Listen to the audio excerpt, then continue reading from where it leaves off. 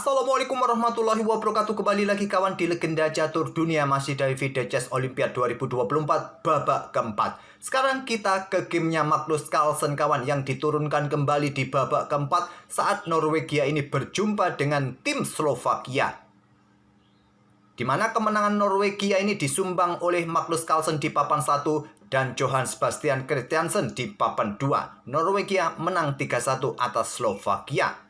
Sekarang posisi Norwegia berada di posisi 9 bersama Iran, Kanada, Turki dengan 7 poin. Di bawah 8 tim teratas kawan, yaitu India, Spanyol, Cina, Vietnam, Azerbaijan, Polandia, Hungaria, dan Ukraina. Juara dunia Ding Liren kawan memperkuat tim Cina turun sejak babak kedua, babak ketiga, babak keempat. Ketiga-tiganya ini kawan berakhir miss. Ada apa dengan Ding Liren? Oke kawan, kita langsung ke papan analisnya Magnus Carlsen ya. Di papan 1 menghadapi Grandmaster Viktor Gasik, dan Magnus mengawali dengan pion D4. Sudah tidak ada drama, telat lagi di babak kedua ini. Sering kita lihat Magnus Carlsen ini telat di arena pertandingan kawan. Untuk tingkahnya yang satu ini tak perlu kalian tiru ya. Sebaiknya kalian datang tepat waktu atau mungkin lebih awal kawan untuk menghormati lawan kalian. Nah, kuda F6 ada pion C4, pion E6. Magnus kuda F3. Salah satu bentuk anti Nimzo Indian untuk menghindari permainan Nimzo Indian defense kawan. Kuda F3 jika dilanjutkan dengan langkah pion D5, Magnus mungkin akan bermain dengan Katalan. Hitam memilih dengan Bogo Indian defense gajah B4 skak. Nah, biasanya paling banyak blokade dengan gajah D2, nanti menteri hitam E7 atau pion A5 atau pion C5, putih respon dengan pion A3. Magnus memilih dengan kudanya, kuda B ke D2, dan hitam melanjutkan dengan pion B6, berencana via centu gajah terang, agar putih tidak memainkan pion pusatnya nanti, pion E4-nya kawan. Atau kalian juga bisa memilih langkah rokade, yang biasa akan diikuti dengan putih, tentu saja pion A3. Nah, kebanyakan gajah tarik mundur ke peta E7 di posisi ini. Stockfish menyukai juga pertukaran. Dengan pion B6, Magnus tetap memainkan pion A3. Gajah sikat kuda D2 skak. Nah, kalau kita main mungkin dengan gajah ya, ambil balik. Agar gajah cepat keluar kawan, cepat aktif. Atau mungkin dengan menteri. Mungkin kalau dengan menteri, nanti kuda E4 juga menjadi ancaman bagi menteri kawan. Magnus memilih ambil balik dengan kuda untuk kontrol peta E4-nya dan persiapan dengan pion E4. Dicegah dengan pengembangan gajah B7, Magnus sekarang pion E3 saja. Kemudian hitam rokade, Magnus gajah D3 menyerahkan pion G2. Seperti ide permainan kemarin kawan, Anish Giri yang dikalahkan pecatur mana kemarin itu. Anish Giri ditawarkan pion G2 harapannya kawan, tapi kemarin Anish Giri menerimanya. Nah, di sini kalau pion ini diambil oleh hitam, tentu harapan Magnus Carlsen mempunyai lajur G semi terbuka nanti. Setelah gajah mundur kawan, di sini nanti bisa bermain dengan pion B3. Idenya ya jelas berikan tempat bagi sniper-sniper kawan. Sniper gelap di diagonal gelap panjang. Ada sniper terang juga di diagonal B1H7.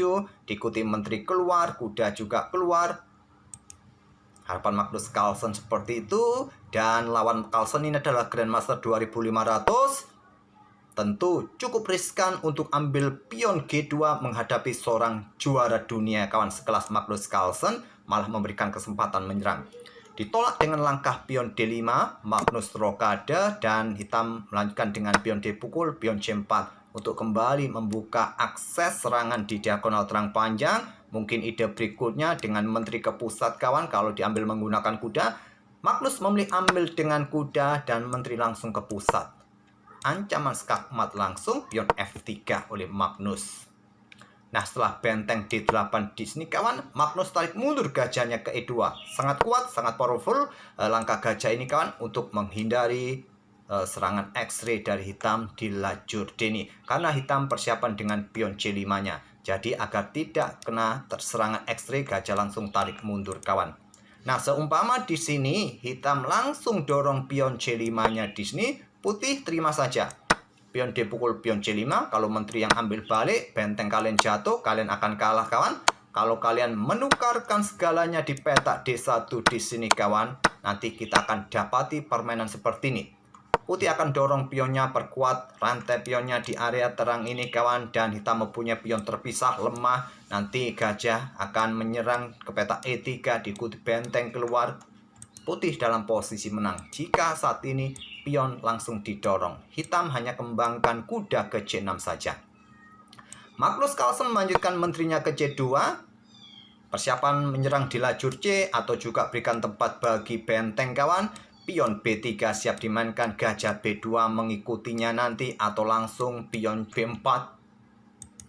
Di sini ada benteng AC8. Magnus pion B3, sebelum Magnus melangkah gajah B2, kuda langsung diusir dengan pion B5. Magnus melangkah kuda mundur ke B2, petak yang bagus kawan. Jangan salah, kalau kembali ke petak D2, hitam akan korbankan kuda ambil pion D4. Ancam menteri garbu gajah.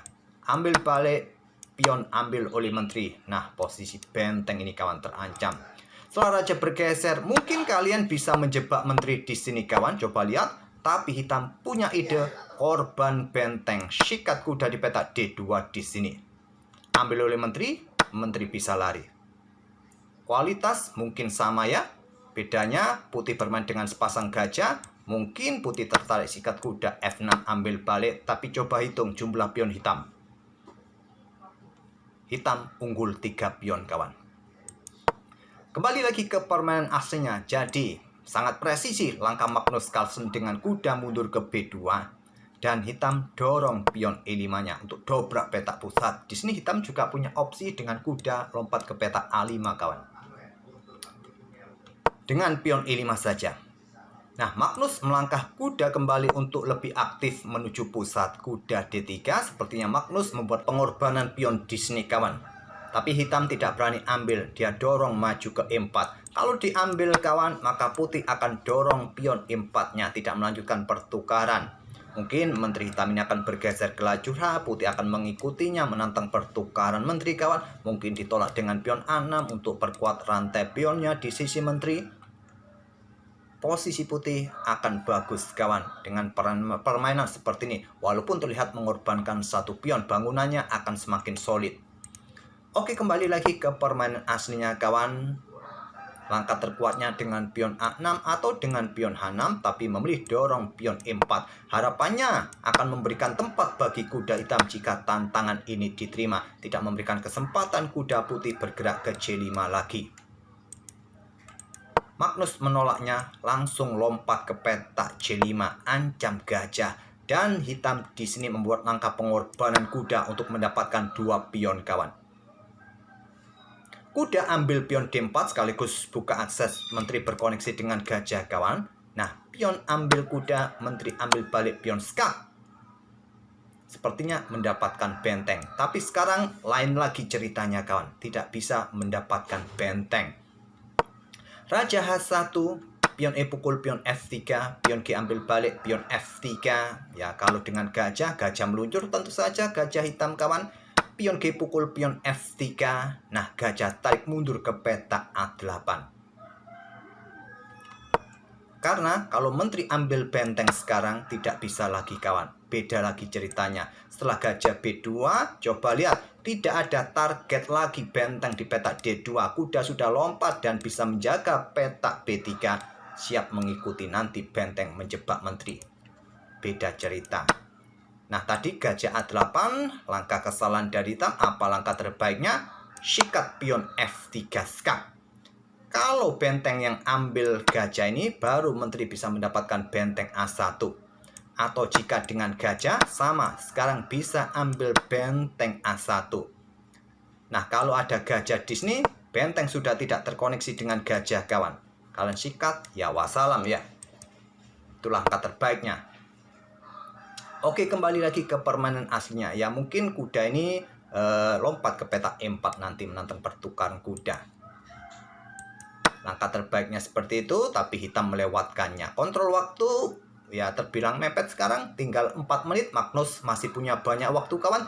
35 menit. Dia melangkah gajah mundur ke A8 menghindari serangan kuda. Dan benteng A2 jawaban terbaik di sini menurut engine. Magnus memilih dengan gajah G5 untuk menekan kuda. sesegera mungkin untuk simplifikasi karena merasa unggul jumlah perwira. Koneksikan dua bentengnya. Nah, benteng D5 pilihan hitam kawan. Kuda G4 menghindari serangan, tapi ya bentengnya jatuh. Salah satu opsi dari engine.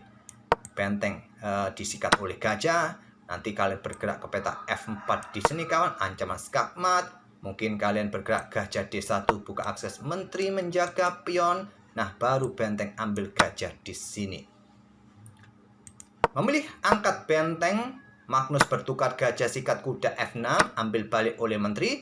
Magnus melangkah kuda E4 kawan untuk blokade diagonal terang panjang, ancam menteri sekarang.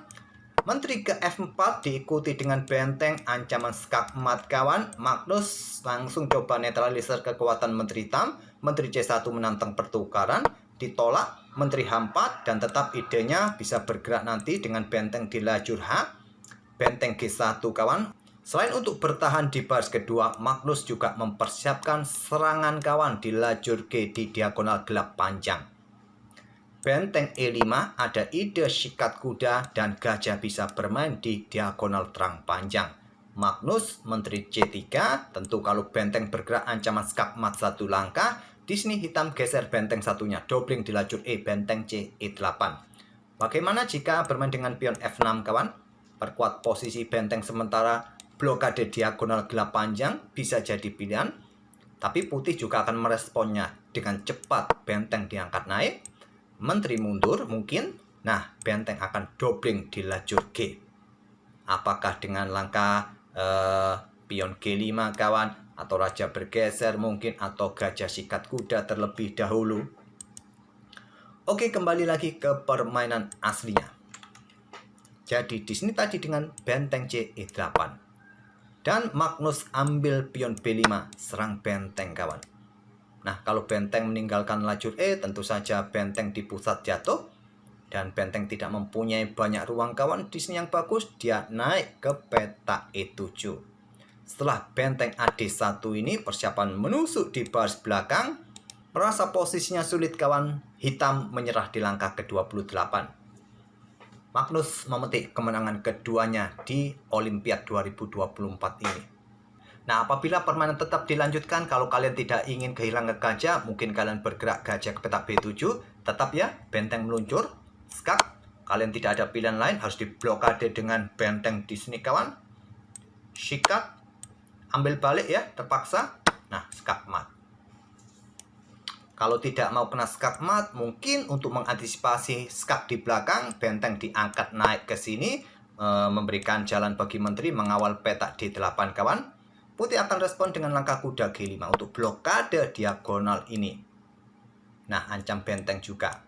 Kalau gajah rebut pion, masih ada kuda, masih ada menteri. Sangat mudah bagi putih untuk melanjutkan permainan kawan. Nah, kalau benteng ini bergeser, menantang pertukaran di lajur D, benteng di tengah juga jatuh kawan. Oke, tak perlu kita lanjutkan lagi. Untuk variasi yang lain bisa kalian otak-atik sendiri kawan ya. Sangat mudah bagi putih untuk melanjutkan permainan di posisi, karena sudah unggul perwira sejak di permainan middle game tadi. Oke, semoga permainan dari Magnus kali ini masih tetap bisa menghibur kalian kawan. Dan kita akan bertemu di video-video berikutnya. Terima kasih. Wassalamualaikum warahmatullahi wabarakatuh.